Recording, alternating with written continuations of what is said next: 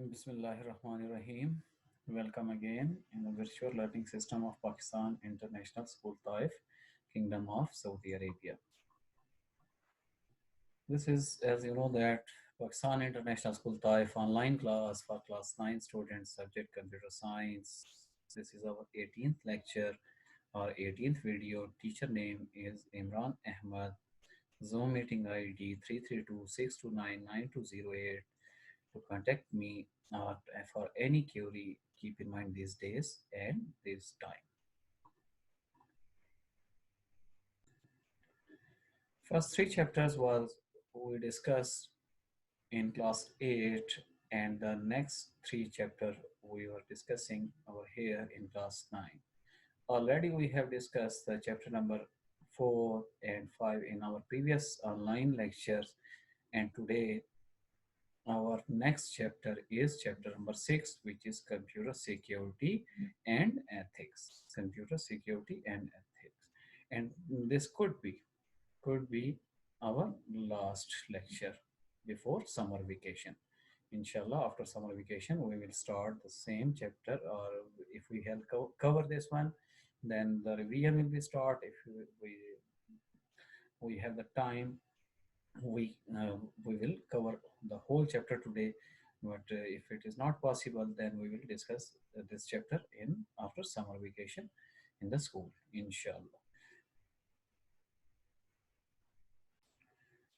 As you know that at the end of the chapter there are some short questions. Some means there are 10 short questions and 5 long questions are there today without any. But this chapter is very easy. You can say that just theoretical chapter, no practical, just few steps you will keep in mind. How can you secure your computer, or how can you secure other one computer? So ethic means don't distract the other ones. So ethic is this. So keep in mind the ethics are akhlaqiyat, or you can say that don't distract the other one computer. First short question, write a short answer of the following question. Define cyber crime. What is a cyber crime? Cyber crime refers to any crime that is committed by means of computer and internet. If you have computer and internet, you can do the cyber crime, but be positive. Be positive means don't think about the negativity, always think about the positive. It means that you will do the profit to other ones, but not to distract the other person. Cyber crime refers to any crime that is committed by means of computer and internet technology, by having unlawful access to other computer. Unlawful access, well, if you don't have the rights to access the other one files, so don't touch the other one files. Let's say you are sitting in the computer lab, teacher says don't open the window files, just do your work, so it is unlawful. You can say that if you're opening the files, those are not related to you, and you're still trying to open those files, so it means that you are trying to unlawful access to the computer. Following are the commonly committed cyber crimes, which are: number one, computer have been involved in crimes such as fraud, kidnapping, murder, and other crimes. So this, you can say that this one is very serious issues which belongs to the computer committed cyber crimes. Second, criminals use internet to steal personal information of other user. Personal information, let's say I store my visa card number, or a ATM card number, or that card number in my computer, and someone want to access that card, is known as my, he want to steal my personal information. Downloading illegal software. Downloading illegal software, someone have don't give you rights to download the software. For example, you don't have the Windows CD, and you want to download the software Windows at your computer, and what happened, it means that you are downloading illegal software.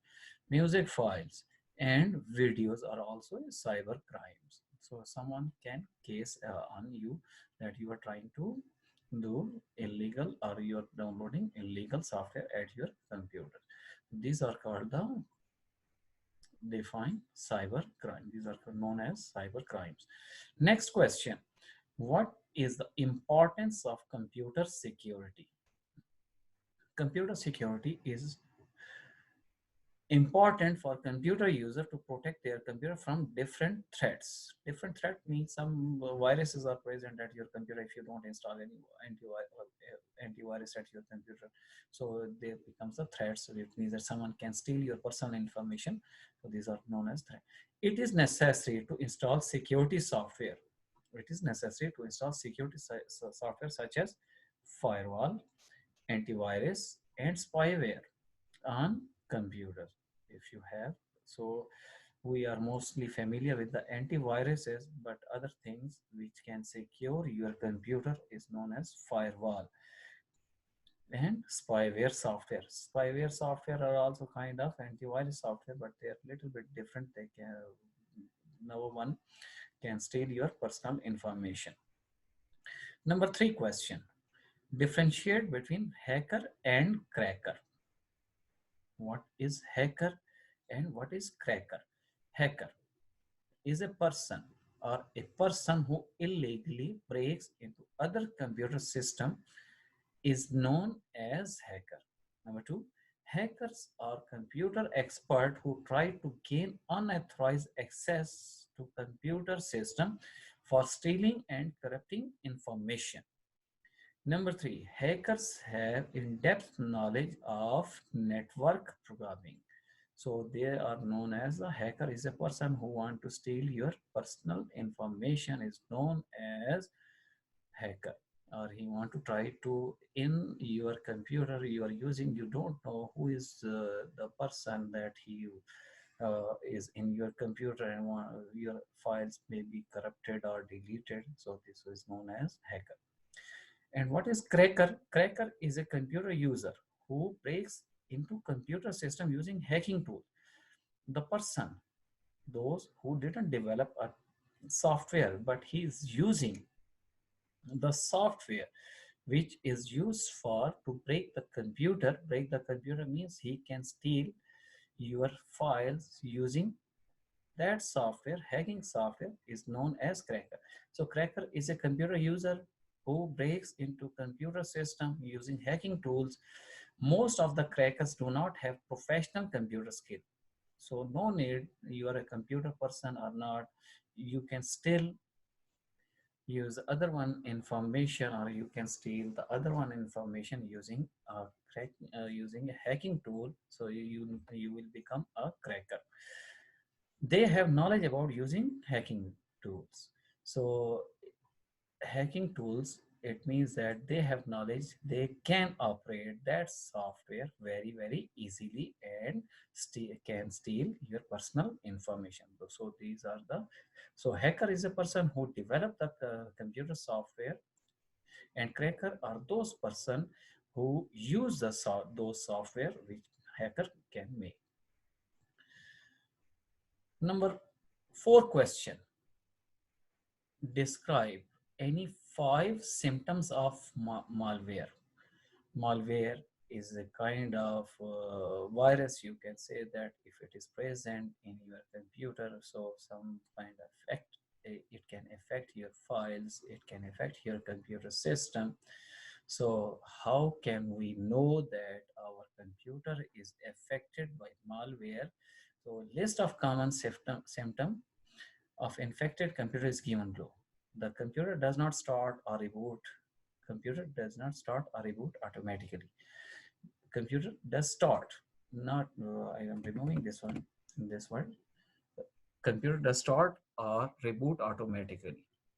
It means that you are working at your computer after 5 minutes, after 10 minutes, your computer automatically restart or it will open again.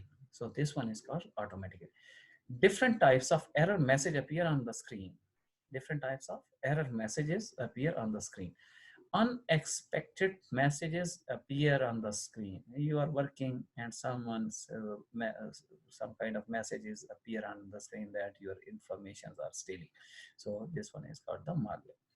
Programs do not run in a normal way. Programs do not run in a normal way means you're opening some program. For example, you want to play a game and still you double click over it and it taking too long. So you can say that your program is not working in a normal way.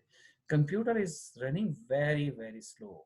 So if you have malware in your computer, keep in mind your computer will perform very slowly. New files or folders are created on hard disks. New files automatically. Some files are created in your computer. It means that you didn't create yourself, but automatically they will create some files in your hard disk. Folders are deleted or changed on the hard disk. Folder are deleted means automatically the folders which you have made or some files which are present in your folder, it can be deleted or changed. For let's say its name can be changed. So it means that if this symptom is happening in your computer, you must know that some kind of malware is present in to it will take too long.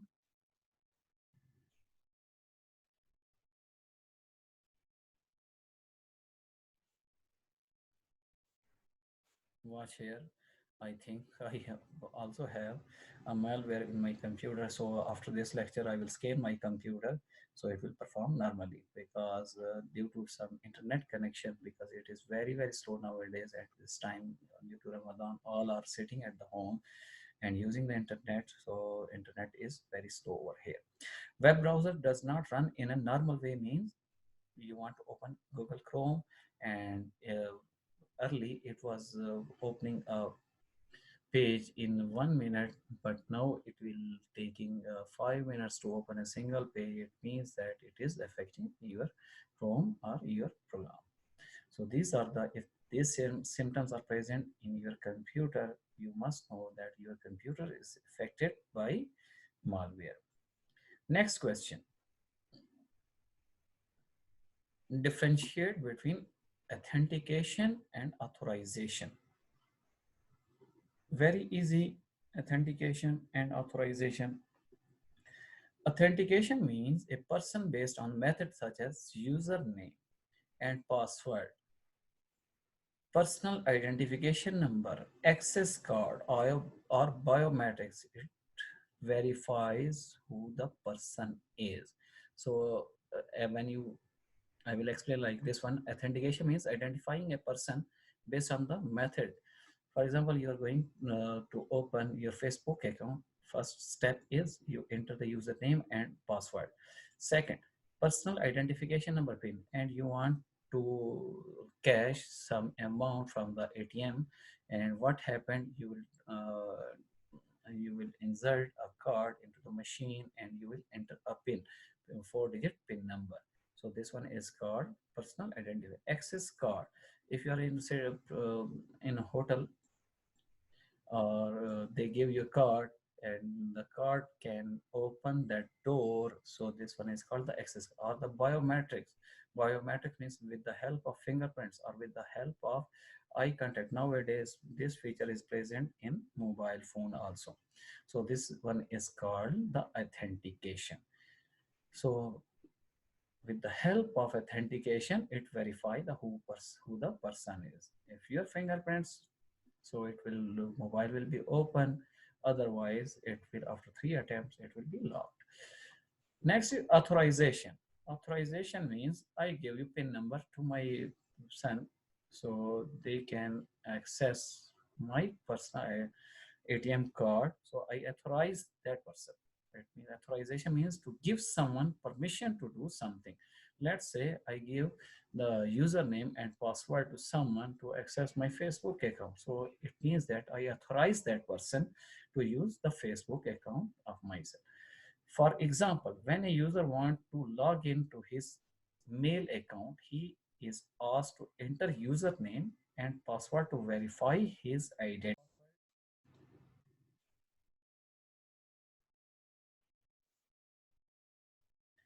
The following are the common methodologies we will use. Which authentication methodology provides highly secure identification and verification? Justify your answer. This is a general question. So, which would you like to prefer? Which is the best suitable for you?